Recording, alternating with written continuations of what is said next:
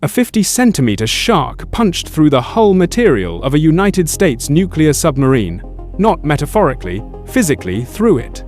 March 1971. The USS George C. Marshall returned to port with circular voids punched clean through its rubber sonar dome, each hole the diameter of a tennis ball, edges smooth, like something had pressed a blade in and twisted. The animal responsible weighed less than a bag of flour, shorter than your forearm, elbow to fingertip. Its scientific name is Isistius brasiliensis, the cookiecutter shark.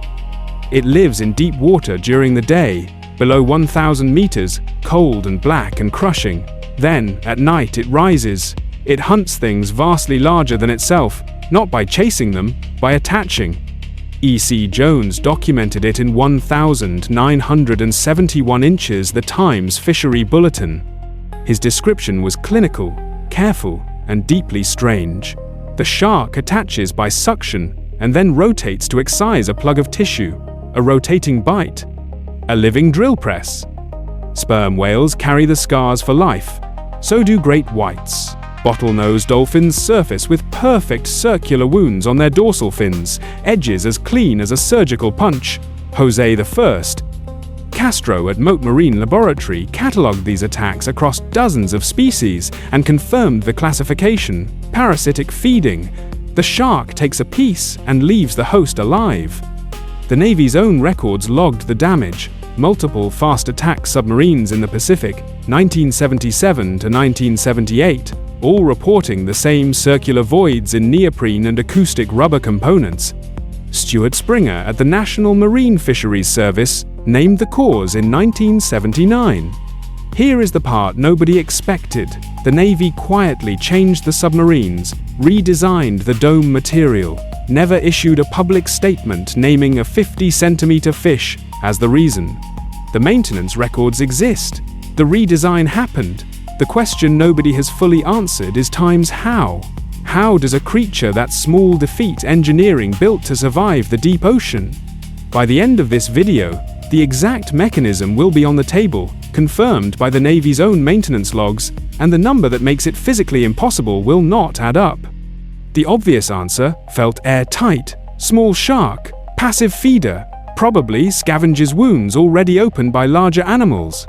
Every marine biology classification said the same thing: body length under 50 centimeters, habitat in the deep midwater column, no documented aggression toward living apex predators.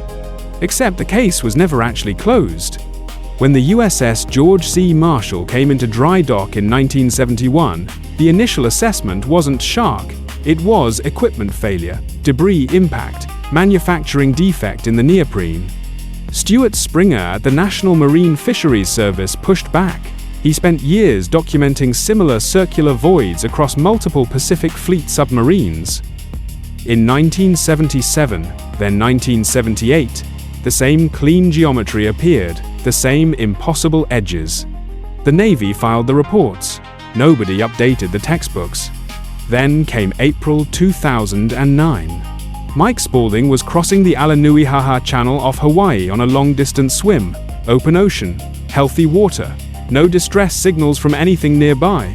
Something hit his lower leg, no warning, no circling, no build-up. He told the Honolulu Star-Advertiser, "It felt like a giant cookie cutter. I looked down and there was a chunk missing. Not a scavenger's opportunistic nip, a surgical extraction from living tissue on a moving human body." Jose Castro at Mote Marine Laboratory had already catalogued cookiecutter bites on blue whales, dolphins, and large pelagic sharks. All living, all healthy at the time of attack. The wounds healed into permanent circular scars. Researchers used those scars to track individual attack histories across decades. Passive animals do not behave this way. Eugenie Clark documented in 1974 that cookiecutter sharks actively target the deepest, most muscular tissue available, not surface flesh, not wounded areas, the deepest, the strongest. The scavenger theory collapsed completely, but something stranger replaced it. If this animal isn't a scavenger, and it isn't a conventional predator, it belongs to a category most marine biologists resisted naming: And the reason they resisted naming it comes down to one specific structure inside that jaw. Here is the mechanism, all of it. The lower jaw of Isistius brasiliensis does not work like any other shark's jaw. Every tooth in that lower row is fused, locked together into a single continuous blade, one rigid unit shaped exactly like a cookie cutter. When the shark bites, it does not saw, it does not tear, it plants its lips against the surface, seals them using a muscular suction ring, and then spins. The entire body rotates. The upper teeth anchor, the lower blade shears. One clean plug. Gone. Michael Stoto at Woods Hole ran the force calculations in 1985. The numbers came back wrong, or they seemed to.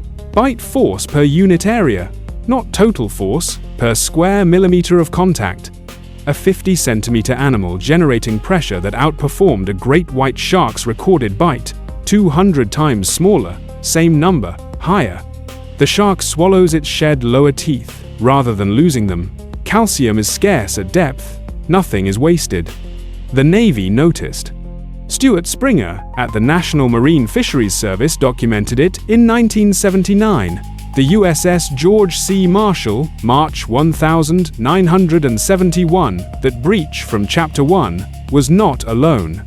Between 1977 and 1978, multiple Pacific fast-attack submarines returned to dry dock, with the same circular wounds in their acoustic dome rubber, neoprene, military grade, breached cleanly.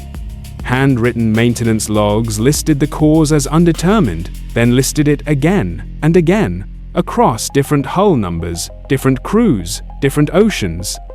The Navy eventually redesigned the sonar dome material, fiberglass reinforcement, denser composite layering, a materials change driven entirely by a 50-centimeter fish.